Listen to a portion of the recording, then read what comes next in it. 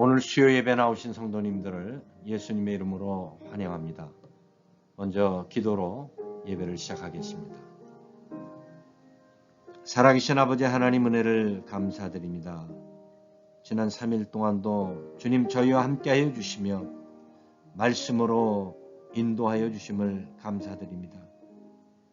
저희들의 연약함 때문에 또 넘어지고 쓰러졌던 그리고 주님의 뜻을 거스렸던 모습들 이 시간 회개하오니 주님 용서하여 주옵시고 오늘 저녁 다시 한번 주의 말씀으로 붙잡아 주옵소서. 성령께서 친히 이 자리에 함께하여 주시고 사랑하는 성도들의 눈과 귀를 열어주시며 부족한 종의 입술을 인쳐 주옵소서. 예배의 시종을 주님께 의탁하오며 우리 주 예수 그리스도의 이름으로 기도하옵나이다. 아멘. 오늘 함께 부르실 찬양은 찬송가 366장입니다.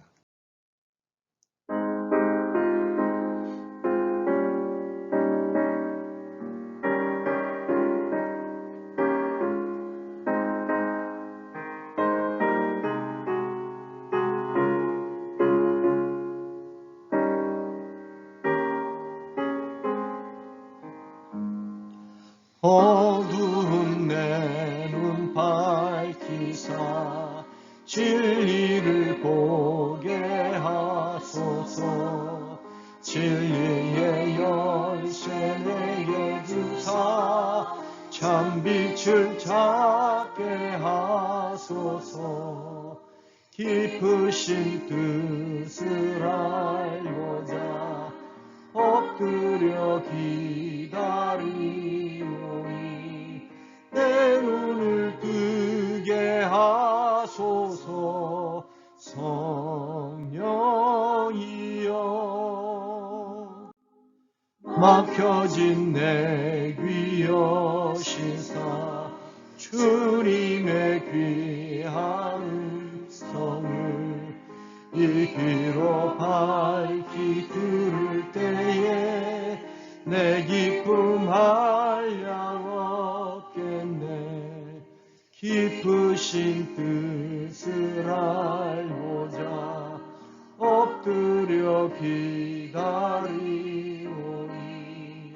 내 귀를 열어 주소서. 성령이여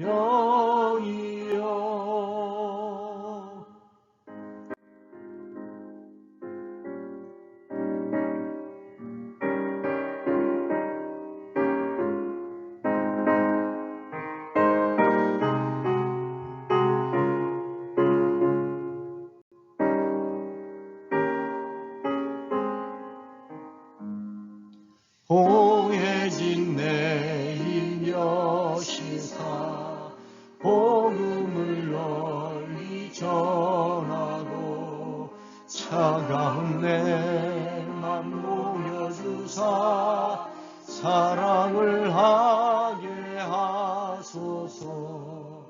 깊으신 뜻을 알고자 엎드려 기다리오니 내 입을 열어 주소서. 성령이여 아멘. 오늘 함께 나눌 하나님의 말씀은 마태복음 6장 5절로 6절까지 말씀입니다. 마태복음 6장 5절, 6절, 2절 우리 한 목소리로 봉독하겠습니다. 또 너희는 기도할 때 외식하는 자와 같이 하지 말라. 그들은 사람에게 보이려고 회당과 큰 거리 어귀에 서서 기도하기를 좋아하느니라. 내가 진실로 너에게 이르노니 그들은 자기 상을 이미 받았느니라. 너는 기도할 때 내 골방에 들어가 문을 닫고 은밀한 중에 계신 내 아버지께 기도하라.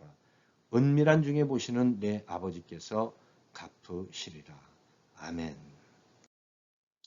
오늘 우리가 살아가는 이 시대는 깊은 신음과 탄식이 끊이지 않고 있습니다. 이제 올림픽이 일본에서 개막되었는데 과거 올림픽 같으면 개최국은 뭐 말할 것도 없이 온 세계가 축제 분위기였습니다. 그러나 지금은 이 팬데믹의 상황에서 일본을 비롯한 온 세계가 또 경기에 임하는 선수들조차도 그 무거운 분위기 속에서 진행하는 것을 보게 됩니다. 지난번 출애굽기 2장 말씀으로 탄식의 시대라고 하는 말씀을 나눈 것이 기억납니다. 그 고통 가운데 하나님 앞에 부르짖었던 그들의 기도가 공동체적인 기도였다면 오늘 저와 여러분이 함께 묵상할 이 말씀은 깊은 골방에서 하나님께 개인적으로 부르짖는 기도입니다. 이 시대를 살아가는 우리 모든 성도들에게는 이런 공동체적인 부르짖도 필요하지만 개인적인 골방의 깊은 주님과의 대면하며 기도하는 이러한 삶이 필요한 시대입니다. 우리가 잘 아는 대로 마태복음 6장은 그 유대인들의 그 경건 생활에 대해서 예수님께서 냉철하게 지적하시는 장면이 나옵니다. 그들의 그 신앙은 이 구제, 기도, 금식에 관한 것이었습니다. 그래서 이들의 그 철저한 신앙의 중심인 이 구제와 기도 그리고 금식 기도는 오랜 기간을 지난 동안 그들은 형식과 율법에 매여 있었습니다. 정말 예배의 대상인, 기도의 대상인 하나님께 드리는 것이 아니라 남들에게 인정받고 사람들에게 보이려고 하는 모습이 그들에게 있었습니다. 바로 주님은 그것을 지적하고 있는 것입니다. 구제가 내 중심적으로 될 때, 그리고 금식과 기도 생활이 남에게 자랑하듯이 여겨질 때 실패하는 신앙의 삶을 살게 됩니다. 교회 사역도 그렇고 각자 개인의 이 신앙이 자칫 사람 중심으로 돌아가기 쉬운 시대에 우리가 살고 있습니다. 오늘 저는 본문을 중심으로 골방의 부르짖음이라고 하는 제목으로 은혜를 나누고자 합니다. 2000년 전에 비해 지금 많은 것들이 변했습니다. 달라졌습니다. 그러나 분명한 것은 우리의 예배를, 우리의 기도를 들으시는 그 주님은 변하지 않았다라고 하는 사실입니다. 우리를 향한 주님의 관심은 어제나 오늘이나 영원토록 동일하십니다. 당시 예수님께서 그들의 외식과 형식주의적인 그 신앙에 대해서 마치 회칠한 무덤과 같다고 책망하셨습니다. 그들의 잘못된 구제와 또 그리고 기도, 금식에 대해서 주님은 마태복음 6장에 아주 난다치 그들의 잘못을 드러냅니다. 먼저 구제에 대한 것, 6장 2절이죠. 사람에게 보이려고 그들 앞에서 너희 의를 행하지 않도록 주의하라. 기도는 어떨까요? 5절 말씀입니다. 그들은 사람에게 보이려고 회당과 큰 거리 어귀에 서서 기도하기를 좋아한다. 그리고 16절 금식에 대해서도 그들은 금식하는 것을 사람에게 보이려고 얼굴을 흉하게 한다. 모두 구제도 기도도 금식도 하나님이 아니라 사람에게 보이려고 자신들의 제사장의 신분 또 서기관 또 바리사인으로서 그리고 많은 사람들에게 사회적으로 또 종교적으로 덕망받는 사람으로서 인정받기를 원했던 것입니다. 사랑하는 성도 여러분, 구제도 기도도 금식도 그 대상은 사람이 아닙니다. 아니, 불쌍한 이웃에게 가난한 이웃에게 음식을 나누는 것 얼핏 보면 그들을 대상으로 해서 뭔가 내가 베푸는 것 같지만 사실은 주님의 말씀에 순종하는 겁니다. 그래서 그 구제하는 태도는 사람이 아닌 주님을 향한 믿음의 자세로 되는 겁니다. 사람은 모두가 이 시대에 잘못된 사조에 물들여져서 자신을 드러내고 또 칭찬받기를 원했습니다. 2000년 전이나 오늘 여전합니다. 그들에게 주님은 분명하게 하나님께 상 받을 것을 기대하지 말라. 단호하게 말씀하셨습니다. 안타깝게도 우리 주위에 많은 성도들이 아직도 보이지 않는 하늘의 보상보다는 땅의 보상을 기대하며 살아가는 모습을 보게 됩니다. 오늘 본문을 통해서 주님이 우리에게 주시는 그 영적 교훈은 첫째, 보이지 않는 주님께 구하라는 것입니다. 5절 말씀 제가 읽습니다. 또 너희는 기도할 때 외식하는 자와 같이 하지 말라. 그들은 사람에게 보이려고 회당과 큰 거리 어귀에 서서 기도하기를 좋아하느니라. 내가 진실로 너에게 이르노니 그들은 자기 상을 이미 받았느니라. 그들은 사람들의 눈을 의식하며 기도하고 구제를 했습니다. 그들은 골방보다는 사거리나 길모퉁이를 선호했던 것입니다.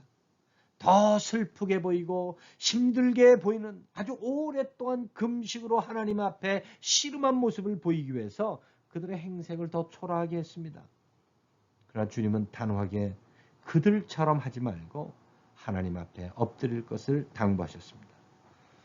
때론 주님은 우리의 간절한 기도 가운데 오랫동안 침묵하십니다. 그래서 우리가 주님 앞에 구하는 그 기도의 자세는요, 보이지 않는 주님께 구하는 겁니다. 보이지 않지만 이 보이지 않는다라고 하는 것은 사람의 눈에 보이지 않는 겁니다. 그러나 여전히 우리를 지켜보시는 그 주님께 구하는 겁니다. 그 오랜 침묵이지만 하나님께서 하나님의 때, 카이로스의 때에 우리에게 가장 최선의 것으로 응답하실 줄로 믿습니다. 히브리 민족이 요셉을 알지 못하는 바로의 출현으로 깊은 탄식과 신음 속에 부르짖을 때 하나님은 그들의 기도를 들으시고 보고 그리고 그들의 아픔을 알고 계셨습니다. 그러나 하나님은 그들의 부르짖음 가운데 그 모습을 드러내지 않으셨습니다. 하나님이 그들을 외면했기 때문입니까? 그렇지 않습니다. 그 시간 하나님은 미디안 광야에 그 서편의 길을 가던 그 모세를 부르시고 그리고 그에게 바로에게 갈 것을 명하셨던 것입니다. 출애굽기 3장 7절은 이렇게 기록합니다. 우리 같이 한번 읽겠습니다. 여호와께서 이르시되 내가 애굽에 있는 내 백성의 고통을 분명히 보고 그들이 그들의 감독자로 말미암아 부르짖음을 듣고 그 근심을 알고 주님은 그들의 눈에는 또 그들의 삶의 문제 속에 직접 드러내 보이지 않으셨지만 그들의 고통을 보셨고 또 그들의 부르짖음을 들으셨고 그 아픔을 슬픔을 알고 계셨던 것입니다. 인비저블 갓, 보이지 않는 그 하나님, 침묵하시는 그 하나님과 씨름하고 계십니까? 포기하지 마십시오. 더 깊은 골방의 기도를 통해서 하나님께 부르짖으십시오. 침묵하신 하나님의 모습이 잘 드러난 그 성경의 말씀이 욥기입니다. 우리가 욥기 너무 잘 알죠. 그토록 하나님을 잘 섬기던 욥이 그의 믿음을 시험하기 위한 그 사탄의 테스트, 물론 하나님의 허락 가운데 그런 엄청난 재앙을 경험하게 됩니다. 사랑하는 아내도 하나님을 저주하고 나가 죽으라고 하는 비웃음과 그리고 아내로서 남편을 무시하는 이런 아픔까지도 경험합니다. 그뿐입니까? 그를 위로하기 위해서 찾아왔던 그 세 친구들이 오히려 죄 때문이라고 욥을 책망하며 비웃고 질책합니다. 욥은 너무 힘들었어요. 욥은 하나님 앞에 기도합니다. 원망도 합니다. 욥기 1장부터 42장까지인데 38장까지 하나님은 침묵하십니다. 38장 1절에 비로소 하나님이 욥에게 이렇게 말씀하십니다. 그때 여호와께서 폭풍 가운데에서 욥에게 말씀하여 이르시되 무지한 말로 생각을 어둡게 하는 자가 누구냐? 아마 욥의 친구들은 나름대로 논리적이고 설득력 있다는 그런 생각을 하고 욥에게 말했을지 모릅니다. 그러나 하나님은 무지한 말로 그들의 생각을 어둡게 했다고 책망하십니다. 사람에게 보이려고 기도하고 구제하는 행위는요, 정말 하나님 앞에 어리석은 것입니다. 사람의 위로를 혹은 칭찬이나 격려를 기대하지 마십시오. 주님은 욥에게 내가 땅에 기초를 놓을 때 너 어디 있었느냐? 내가 깨달아 알았으면 내게 말하라. 이렇게 말씀하시면서 욥을 41장까지 몰아붙이십니다. 욥기 42장은 이제 하나님 앞에 굴복하는 욥의 모습을 보이죠. 욥은 하나님 앞에 두 손을 높이 들고 나는 무지한 말로 이치를 깨닫지도 못한 채 친구들과 논쟁을 했습니다. 라고 회개합니다. 42장 4절부터 6절까지 제가 읽겠습니다. 내가 말하겠사오니 주는 들으시고 내가 주께 묻겠사오니 주여 내게 알게 하옵소서. 내가 주께 대하여 귀로 듣기만 하였사오나 이제는 눈으로 주를 배움나이다. 오랜 씨름 끝에 주님이 욥에게 나타나셨습니다. 6절이죠. 그러므로 내가 스스로 거두어 드리고 뒷글과 제 가운데에서 회개하나이다. 깊은 골방의 기도는요, 침묵하신 하나님을 향한 몸부림입니다. 그러나 하나님의 때에 하나님은 자신의 모습을 드러내시고 우리를 위로하고 우리들의 눈물을 닦아 주실 줄로 믿습니다. 우리는 보이지 않는 주의 응답을 기다리지 못합니다. 왜? 이 골방의 깊은 부르짖음에 훈련에 되어 있지 않기 때문입니다. 어쩌다 예배 때 통성으로 그저 몇 분 기도하는 것으로 족하기 때문입니다. 그나마 지금은 그렇게 함께 부르짖는 기도조차 정말 희귀해진 때입니다. 부르짖는 우리의 기도에 주님이 응답하지 않는다고 주님이 안 계신 것이 아닙니다. 우리 주님은 우리의 부르짖음을 다 보고 듣고 알고 계십니다. 오랫동안 이 팬데믹의 상황에서 마스크에 우리의 부르짖는 기도가 마치 다 닫혀진 것 같은 안타까움이 듭니다. 에베소에서 목회하다 밤모섬으로 유배된 요한은 오랫동안 외로운 삶을 살며 때로는 절망하고 또 먼저 부름받은 그 동료들을 기억하며 통곡했던 그 요한. 그러나 그가 깊은 골방의 부르짖음을 통해서 장차 이루어질 놀라울 하늘의 신기한 현상들을 보았던 것입니다. 바로 이 혼돈의 시대, 탄식의 시대. 지금은 우리 눈에 보이지 않는다 할지라도 여전히 우리를 지켜보시고 우리의 모든 고통을 알고 그리고 들으시는 그 주님을 바라보며 깊은 골방의 부르짖음을 통해 믿음으로 승리하는 성도들이 되시기를 주의 이름으로 축복합니다. 두 번째, 오늘 이 본문을 통해서 주님은 우리에게 골방문을 굳게 닫을 것을 명합니다. 6절 제가 읽습니다. 너는 기도할 때 네 골방에 들어가 문을 닫고 은밀한 중에 계신 내 아버지께 기도하라. 은밀한 중에 보시는 내 아버지께서 갚으시리라. 깊은 방에 들어가 문을 닫으라는 겁니다. 이 원어적 의미는 아주 잠가버리라는 겁니다. 온 세상은 자신을 드러내고 과시하는 일에 혈안이 되어 있습니다. SNS의 팔로우 수가 그 사람의 유명세를 나타냅니다. 자신이 들고 있는 옷, 가방과 또 입은 옷의 브랜드가 신분을 상징하는 세상입니다.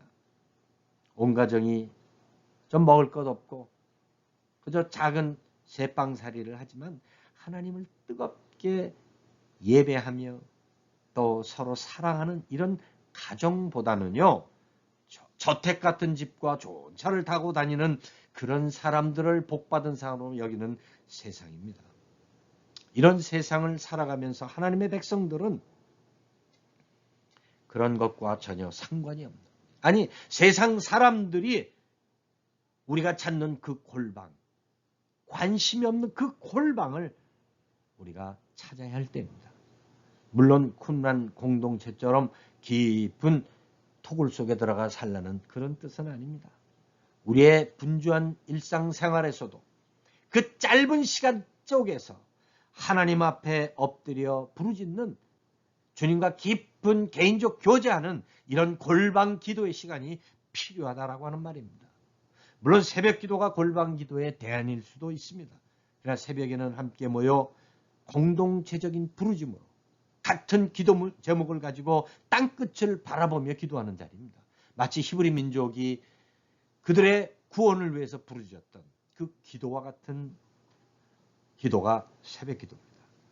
일주일에 하루 혹은 하루 중에 일정한 시간을 쪼개서 골방을 찾으십시오. 골방, 인사이드 룸이라고 하는 이 골방. 이 월세살이 하면서 이민생활을 하면서 이 서재 또 조그만 그 골방 겸 서재 하나 갖는 게 쉬운 일이 아닙니다. 천국 가면 제게 주어진 아름다운 집이 있을 줄로 믿습니다. 그러나 우리가 형편과 환경에 따라 하나님 우리에게 주신 골방들이 있습니다. 저는 목회하면서 가장 제게 소중했던 그 골방의 추억은요. 바로 강대상 밑에 십자가 밑 그곳이 바로 제겐 골방이었습니다. 이 골방이란 이 타메온이라고 하는 이 단어 이것은 자르다라고 하는 이 템론에서 나왔는데요. 카다, 자르다 이런 뜻입니다.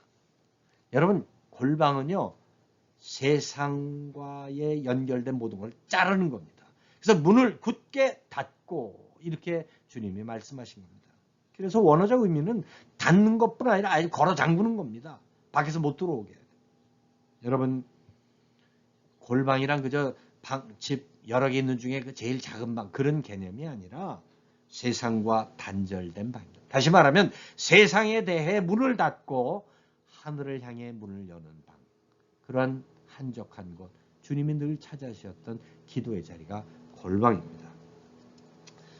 사랑하는 성도 여러분, 우리가 거룩이란 말을 히브리어로 코데시라고 하는데요. 그 코데시의 뜻이 자르다, 분리하다 그 뜻입니다. 그렇다면 이 골방은요. 거룩한 자리, 지성소입니다. 대제사장 되시는 예수님과 함께하는 자리가 바로 골방인 줄로 믿습니다. 왜 세상에 대해서 문을 걸으라고 문을 닫으라고 주님 말씀하셨을까요? 첫 번째는 주님은 가까이 우리를 만나기를 원하세요. 말할 수 없는 탄식으로 주님은 우리와 교제하기를 원하십니다. 또 하나는 창세기 3장 15절 이후에 하나님의 모든 약속은요. 은밀한 가운데 진행되어 왔습니다. 그래서 하나님의 역사, 우리 주님의 역사의 키워드는 은밀함입니다. 그래서 저와 여러분은 이 은밀함이 우리의 DNA가 돼야 돼요. 정말 드러내는 것이 아니라 감추어진 그 놀라운 비밀을 깊이 있게 경험하는 성도가 되어야 이 시대를 이길 수가 있습니다. 세상 방법은요. 효과적으로 더 잘 드러내기 위해서 길모퉁이 아주 사거리 대로변을 찾습니다. 그런 남들이 보고 놀랍고 감탄할 정도로 험금교에 있는 힘을 다해서 돈을 던지는 거예요. 그러나 이 길은 주님이 가신 그 골고다 길이 아닙니다. 성문 밖의 길이 아닙니다. 주님은 성문 안의 화려함보다는 죄인과 병자들이 머물렀던 성문 밖의 길에서 사셨고 그들과 교제하셨고 그리고 그 길로 골고다 언덕을 향하셨습니다. 이 팬데믹의 환경은 우리에게 골방을 찾게 했습니다. 골방의 부르짖음은 세상에 대해서 문을 닫습니다. 나가고 싶어도 나갈 수가 없습니다. 모든 것이 셧다운할 때 우리가 문을 닫지 않으니까 하나님께서 셧다운 시켜주시는 거예요. 우리는 하늘을 향해 문을 열어야 하는 겁니다. 이 모든 것들이 주님이 기다리시는 골방의 기도입니다. 주님은 천국의 비유를 말씀하시면서 겨자씨 한 알, 또 밭에 감추인 보와 또 밭에 감춰진 그 진주에 대한 그 말씀을 하셨죠. 이 모두 공통점이 은밀함이에요. 천국은 드러나는 게 아닙니다. 은밀함 가운데 있습니다. 그래서 그날과 그 시도 모릅니다. 주의 오심은 도적같이 오는 거예요. 이 은밀한 가운데 주님을 기다렸던 아주 골방 기도를 즐겼던 선지자들이 있죠. 은퇴한 안나 선지자와 시몬입니다. 이들은 늘 성전의 깊은 골방의 자리에 엎드려 부르짖었다. 결국 초림 예수를 메시아를 만났던 사람들입니다. 문을 닫는다. 주님의 말씀에 집중하는 겁니다. 세상 뉴스와 소식보다는 주의 음성에 귀를 기울이는 깊은 골방의 부르짖음을 외치는 성도들이 되시기를 예수님의 이름으로 축원합니다. 마지막으로 이 골방의 부르짖음을 통해서 우리에게 주시는 교훈은 갚으시는 하나님께 구하라는 거죠. 우리 6절 말씀을 다시 한번 우리 함께 읽습니다. 6절 시작. 너는 기도할 때 내 골방에 들어가 문을 닫고 은밀한 중에 계신 내 아버지께 기도하라. 은밀한 중에 보시는 내 아버지께서 갚으시리라. 아버지께서 갚으시리라. 놀라운 말씀입니다. 하나님의 보상이에요. 그래서 이 골방의 부르짖음은요, 하나님의 놀라운 보상으로 우리에게 돌아옵니다. 그래서 이 골방의 부르짖음은 사실은 거룩한 신부들을 위한 신부 화장실입니다. 신부들이 결혼식을 준비해서 그 신부 화장실에다 얼마나 이쁘게 분장합니까? 그 자리가 골방의 자리예요. 사람들이 다 보는 데서 신부 화장하지 않습니다. 은밀한 가운데 주님 바라보며 다시 오실 그 주님을 기다리며 화장하는 겁니다. 야곱이 압복강에 엎드렸던 그 골방의 기도의 응답은요, 엄청난 재산 증식이 아닙니다. 깨어진 관계의 회복입니다. 그래서 이 보상하다, 이 갚으시다라고 하는 이 말의 원어적 의미는 기브백입니다. 리턴백이에요. 리스토어입니다. 하나님께서 되돌려 주시는 거예요. 잃어버렸던 그 예덴의 기쁨을 우리에게 이 땅에서 맛보게 하는 겁니다. 그러나 그것은 영원한 에덴은 아닙니다. 새 예덴은 앞으로 새 예루살렘으로 이제 장차 우리가 들어갈 곳입니다. 그러나 이 땅에서 비록 우리가 천한 모습으로 사람들에게 천시여김을 당한다 할지라도 그 에덴의 기쁨을 장차 우리 주님 오셨을 때 그 기쁨을 누리는 겁니다. 오순절 성령 강림 후에 제자들은 변했죠. 그들은 자신을 핍박하는 자들 위해 용서를 구합니다. 사도행전 7장 스데반의 순교의 모습을 보십시오. 골방의 기도를 통한 승리입니다. 땅의 보상을 기대하지 않습니다. 하늘나라에 그 주님이 갚아주시는 것에 대한 그 거룩한 새 예루살렘을 바라보는 그 스데반의 모습을 사도행전 7장은 이렇게 기록합니다. 스데반이 성령 충만하여 하늘 우러러 주목하여 하나님의 영광과 및 예수께서 하나님 우편에 서신 것을 보고 말하되 보라 하늘이 열리고 인자가 하나님 우편에 서신 것을 보노라 한대. 할렐루야. 여러분, 골방은요, 세상에 대해서 닿습니다. 그들이 나를 향해 던지는 돌에 대해서 비판할 겨를이 없습니다. 원망할 겨를이 없습니다. 아니, 용서합니다. 왜? 하늘이 열린 것을 보았기 때문입니다. 골방의 깊은 부르짖음의 삶을 살아가는 성도들의 모습이 이렇습니다. 이런 성도들은 땅의 보상보다 하늘의 갚아주심을 기대하기 때문에 두려워하지 않습니다. 열왕기상 18장과 19장에 두 산이 나옵니다. 우리가 잘 아는 대로 갈멜산과 19장의 호렙산에 대한 이야기죠. 이 갈멜산, 엘리야의 그 기도의 승리, 850대 1의 승리, 우리 다 압니다. 그 자리가, 그 갈멜산이 부르짖음의 자리라면 호렙은 골방의 기도 자리입니다. 갈멜산의 승리는 대부분 성도들이 잘 알지만 이 호렙산의 부르짖음은 잘 기억하지 못합니다. 목사님들도 잘 부흥회 때 그 본문으로 픽하지 않는 것을 알 수 있습니다. 여러분, 엘리야의 그 기도의 승리는요, 바알과세를 섬기는 후 850명을 기손 시내까지 내가 처형합니다. 어정쩡했던 백성들이 여러 같은 환성으로 살아계신 하나님을 찬양합니다. 그리고 엘리야 선지자가 그 지지를 받았을 겁니다. 여러분, 하나님의 계획은 엘리야의 사명이 갈멜산에 머무르는 것이 아니었습니다. 그것은 작은 사인입니다. 하나님의 살아계심에 대한 증거입니다. 그게 궁극적 사명이 아닙니다. 그것은 호렙에 있었습니다. 이세벨이 엘리야를 죽이겠다. 아니, 그 말 한마디에 어떻게 그 위대한 선지자가 하루아침에 고꾸라질 수 있단 말입니까? 그는 로뎀나무 밑에서 죽기를 자처합니다. 너무 외롭다고 합니다. 왜 나만 이렇게 외롭게 고통을 당해야 됩니까? 주님께서 그러셨죠. 바알에게 무릎 꿇을 자는 7,000명을 남겨뒀다. 그 얘기는요, 앞으로 해야 할 사역이 남아있다라고 하는 말씀입니다. 그래서 까마귀를 통해서 먹을 것을 공급합니다. 단순한 영적 디프레이션이 아닙니다. 가끔 목회자들의 이 번아웃이 심각한 문제로 이슈되기도 합니다. 그러나 이것은 단순한 영적 디프레이션으로 끝나는 것이 아니라 하나님 그에게 먹을 것을 주신 것은요, 단순한 위로가 아니라 앞으로 호렙산의 기도를 위해서 그에게 힘을 주셨던 것입니다. 그거 먹고 40주야를 걸어갑니다. 어디로? 호렙으로. 모세가 호렙의 깊음 가운데서 하나님의 율법을 받은 거예요. 그 호렙산 밑에서 하나님과 신의 상 언약을 맺습니다. 주님도 광야에서 깊은 골방기도의 승리를 경험하셨습니다. 엘리야의 마지막 미션은요, 아람 왕 하사엘을 세우고 이스라엘 왕 예후를 세우고 그리고 엘리사를 세우는 겁니다. 다 이스라엘의 심판의 도구로 하나님이 세운 겁니다. 사랑하는 성도 여러분, 골방은 세상과 격리된 곳입니다. 남들이 즐겨 찾지 않는 그러한 빈들입니다. 이 호렙이라고 하는 히브리어의 뜻은요, wasted, 그냥 쓰레기 더미와 같은 곳입니다. 그리고 그냥 버려진 곳입니다. 그리고 거친 황무지와 같은 드라이한 곳입니다. 주님은 늘 그런 곳을 찾으셨습니다.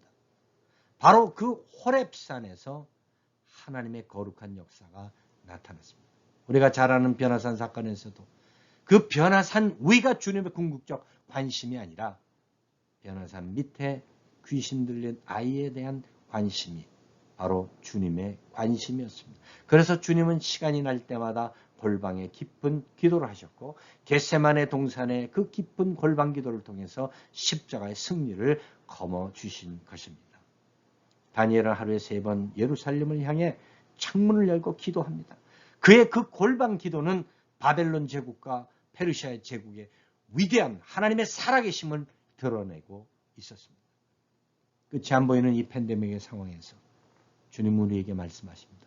깊은 골방으로 돌아가기를 원하십니다.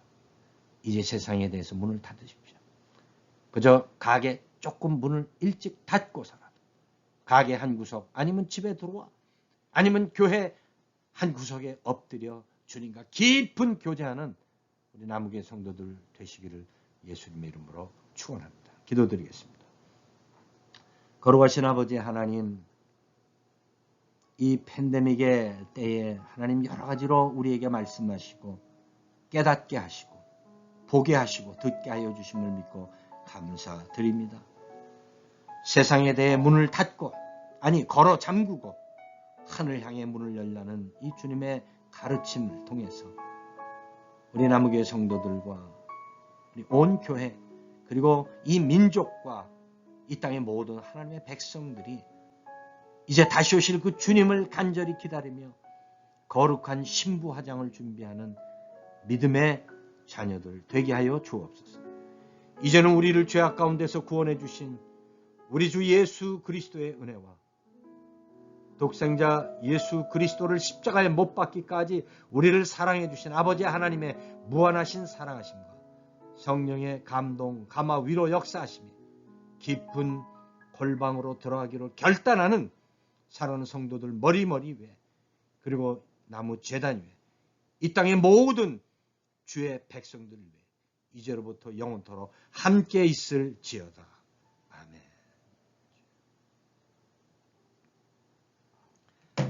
네, 예배 마쳤습니다. 남은 3일 기도로 승리하시기를 주의 이름으로 부탁드립니다.